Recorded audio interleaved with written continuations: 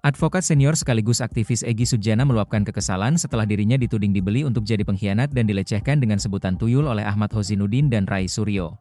Egy menilai tuduhan tersebut bukan sekadar kritik, melainkan fitnah yang merendahkan kehormatannya sebagai advokat. Dalam podcast YouTube Forum Keadilan TV bersama host Margi Syarif, akhir pekan lalu, Egy menegaskan bahwa istilah dibeli Jokowi adalah tuduhan serius tanpa bukti. Dia pakai istilah membeli. Saya boleh dong tanya, dibeli berapa? Mana transaksinya? Kalau tidak sesuai fakta, itu namanya fitnah. Sakit hati saya, ujarnya. Kekesalan Egy semakin memuncak ketika Rai Suryo menyebut dirinya tuyul. Menurutnya, istilah itu bukan satire, melainkan penghinaan langsung di tengah kasus hukum yang sedang ia hadapi. Satire itu seperti puisi butet, enggak ada kasus. Ini saya lagi ada kasus sama dia. Kenapa saya dibilang tuyul? Ucapnya geram. Karena itulah Egy memilih melaporkan keduanya ke polisi atas tuduhan fitnah dan penghinaan. Meski sebelumnya mereka adalah rekan seperjuangan Egy. Tapi ketika dia menghina seperti ini, harga diri saya terinjak-injak nggak bisa dong. Batasnya di situ, ujarnya. Soal tuyul, saat berbicara dalam sebuah podcast, awal Februari lalu, Rai Suryo sempat menyinggung tentang restoratif justice yang diterima Egy dan Damai Lubis. Rai kala itu menunjukkan gambar karikatur buatan Lukas Luarso. Gambar itu menunjukkan dua tuyul menghadap jin ifrit. Bukan cuma itu. Roy mendadak mengeluarkan wayang dari balik bajunya. Oh, bumi gonjang-ganjing, langit kelap-kelip. Ini sekarang ceritanya apakah benar tuyul-tuyul lagi menghadap jin ifrit? Kata dia, nah, ya. Siapa itu tuyulnya? Dan kemudian, siapa yang sebenarnya? Apa? Yang dituduh menjadi tuyul-tuyul ini? Ucapnya, Egy, bisa saja saya kerahkan pasukan. Egy menilai semua tuduhan tersebut sudah keterlaluan. Ia menegaskan bisa saja membalas dengan cara kekerasan, namun memilih jalur hukum sebagai bentuk edukasi.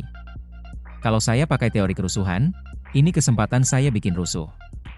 Saya bisa datangin, saya bisa gebukin. Saya punya banyak pasukan. Tapi itu nggak benar. Maka saya tempuh jalur hukum, katanya. Meski marah, Egy tetap membuka pintu maaf jika pihak yang menuduh bersedia meminta maaf. Namun ia menekankan bahwa penghinaan terhadap dirinya tidak boleh berulang. Ia juga menolak anggapan bahwa status bebasnya hasil lobi, melainkan murni perjuangan hukum. Kasus ini menandai retaknya hubungan Egy dengan sejumlah tokoh yang dulu berada dalam barisan perjuangan yang sama. Ia menduga ada ambisi pribadi di balik serangan tersebut, termasuk keinginan merebut posisi kepemimpinan di tim pembela ulama dan aktivis, TPUA. Saya pernah dengar dari orang, dia, Hozinuddin, pernah mengatakan, ya Bang Egy jangan jadi pemimpin terus dong. Sekali-sekali harus gue jadi imam, dia jadi makmum. Berarti dia ingin tampil, beber Egy. Ungkap pertemuan dengan Jokowi. Egy Sujana juga mengungkap detail pertemuannya dengan Presiden Joko Widodo di kediaman pribadi Jokowi di Solo pada 8 Januari lalu. Pertemuan tersebut berujung pada terbitnya SP3 bagi dirinya dan Damai Hari Lubis, yang sebelumnya menjadi tersangka kasus dugaan ijazah palsu Jokowi. Egy menegaskan pertemuan itu dilakukan dengan syarat ia tidak meminta maaf dan tidak boleh dipublikasikan. Namun merasa kecewa karena berita pertemuan tetap bocor ke publik. Dalam diskusi yang berlangsung 2 jam, Egy menyinggung kondisi kesehatan mereka berdua. Ia menyampaikan kepada Jokowi bahwa keduanya sama-sama sakit dan harus tahu batas. Menurut Egy, Jokowi merespons dengan santun, bertanya apa yang seharusnya dilakukan. Momen itu disebut Egy membuatnya terharu.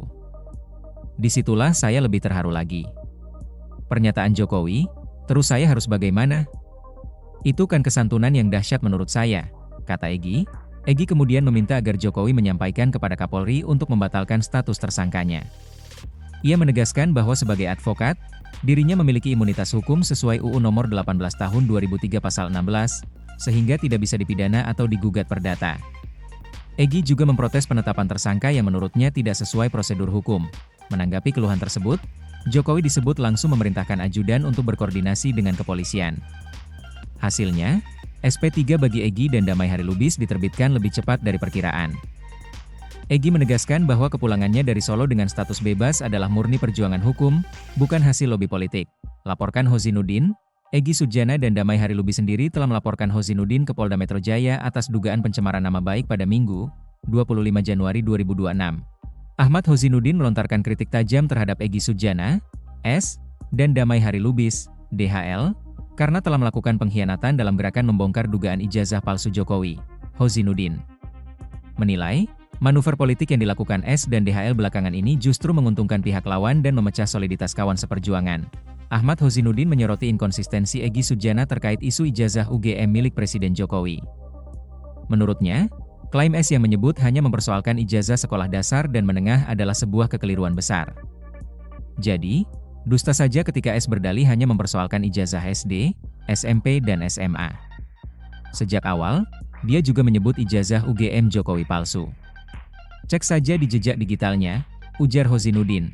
Senin, 26 Januari 2026, ia juga menyayangkan langkah S yang memilih menemui Jokowi di Solo untuk mengamankan posisi pribadinya.